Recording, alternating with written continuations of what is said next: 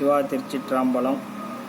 நாம் அடியார் பெருமக்கள் மற்றும் நம்மளுடைய எடப்பாடி சுற்று பகுதியில் இருக்கிற மக்களை அழைத்து கொண்டு கொங்கு நாட்டில் பாடல் பெற்ற ஸ்தலங்களாய் 7 ஸ்தலங்களை நாம் நாளை ஞாயிற்றுக்கிழமை தரிசனம் செய்ய போகிறோம். ஞாயிற்றுக்கிழமை விடியகாலை 4 மணிக்கு அன்பர்கள் அனைவரும் எடப்பாடி நம்ம நஞ்சுண்டேஸ்வர் திருக்கோயிலுக்கு வந்துடுங்க. ராஜகோபுரத்துக்கிட்ட வந்து இருங்க. மணி 4:10 பஸ்ஸு புறப்படும். முதல் கோயிலாக திருச்செங்கோடு அர்த்தநாரீஸ்வரரை தரிசனம் செய்கிறோம். 2வது கோயிலாக பவானி சங்கமேஸ்வர சுவாமிகளை தரிசனம் செய்கிறோம். அதே மாதிரி 3வது கோயிலாக அவினாசி அப்பரை தரிசனம் செய்துவிட்டு அங்கு பக்கமாக திருமுருகன் பூண்டி சுவாமியும் தரிசனம் பண்ணுறோம். அங்கிருந்து நாம் கொடுமுடி சென்று அங்கு கொடுமுடி சுவாமிநாதரை தரிசனம் செய்துவிட்டு வெஞ்சமாம் குடலூர் அப்படின்னு சொல்லி அங்கே ஒரு சாமி ஒருத்தர் இருக்கிறார், நம்ம சாமி. அந்த சாமி தரிசனம் செஞ்சுட்டு கடைசியாக நம்ம கரூரில் போய் நம்ம அர்த்தசாம பூஜையை நம்ம தரிசனம் செய்கிறோம்.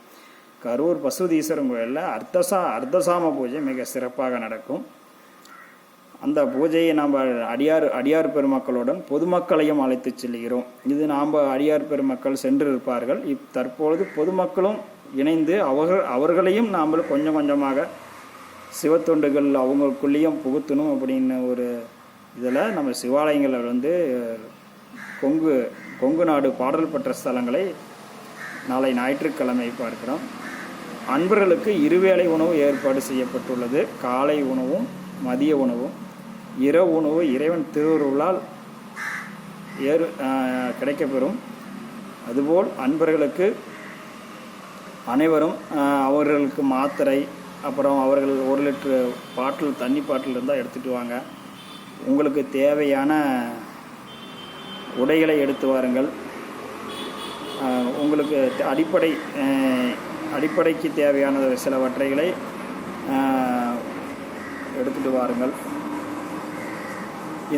இந்த யாத்திரை மிக சிறப்பான முறையில் ஏற்பாடு செய்திருப்பாங்க. மகேஸ்வரன் பூசா ஸ்டோர் அவர் நந்தினி அக்கா பாலமுருகன் அவர்கள் மிக முன்னேற்பாடாக எடுத்து செஞ்சுட்டு வராங்க.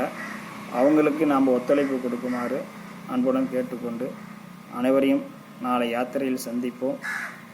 சிவா திருச்சிற்றம்பலம்.